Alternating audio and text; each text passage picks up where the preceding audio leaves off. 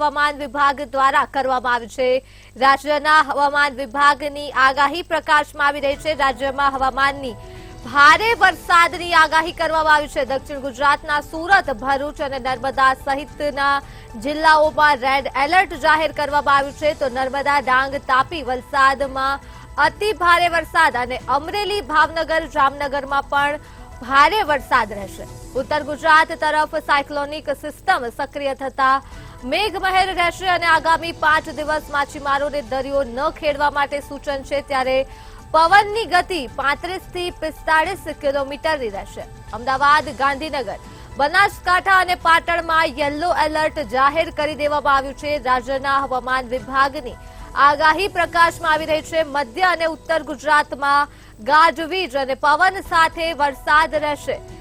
તો નર્મદા, ડાંગ, તાપી, વલસાડમાં અતિ ભારે વરસાદની આગાહી કરવામાં આવી છે અને અમરેલી, ભાવનગર તથા જામનગર સહિતમાં ભારે વરસાદ રહેશે।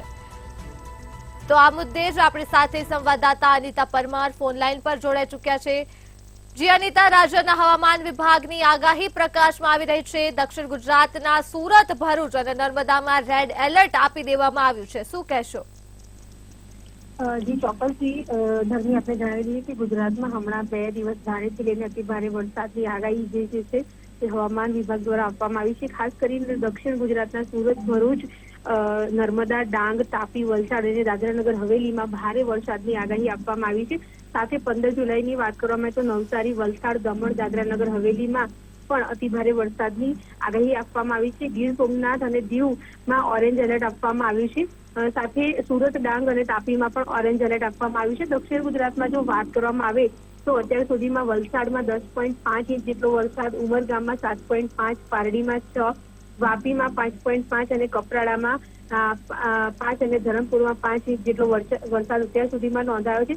સૌથી વધારે વાત કરવામાં આવે તો નવસારી જિલ્લામાં વરસાદ ખાબક્યો છે, જેમાં ખેરગાંવ, ગણદેવી અને ચીખલીમાં 8 ઇંચથી પણ વધારે વરસાદ જે છે તે પડ્યો છે। વધારે જો વાત કરવામાં આવે તો દમણ અને દાદરાનગર હવેલીમાં, સાથે ડાંગ જિલ્લાની વાત કરીએ તો વઘઈ, આહવા અને સાપુતારામાં પણ અત્યારે સુધીમાં 3 ઇંચ જેટલો વરસાદ વરસ્યો છે। ગુજરાતના 74 તાલુકામાં અત્યાર સુધીમાં વરસાદ પડ્યો છે અને દક્ષિણ ગુજરાતના 50 માર્ગો જે છે તે આ વરસાદના કારણે તેને બંધ કરવામાં આવ્યા છે। સાથે જો વાત કરવામાં આવે તો દક્ષિણ ગુજરાતમાં ડેમોરમાં વરસાદ અને વલસાડમાં 10.5 અને ખેરગામમાં 8.5 જેટલો વરસાદ અત્યાર સુધીમાં ખાબક્યો છે।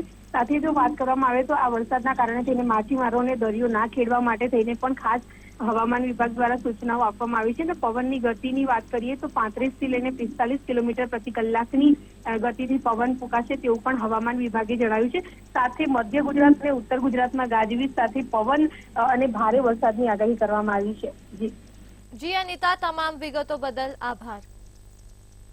રાજ્યના હવામાન વિભાગની આગાહી સામે આવી રહી છે। ઉત્તર ગુજરાત તરફ સાયક્લોનિક સિસ્ટમ સક્રિય થશે અને આગામી 5 દિવસ માટે માછીમારોને દરિયો ન ખેડવા માટે સૂચન છે। તો નર્મદા, ડાંગ, તાપી, વલસાડ, દાદરાનગર હવેલીમાં પણ રેડ એલર્ટ જાહેર કરવામાં આવ્યું છે।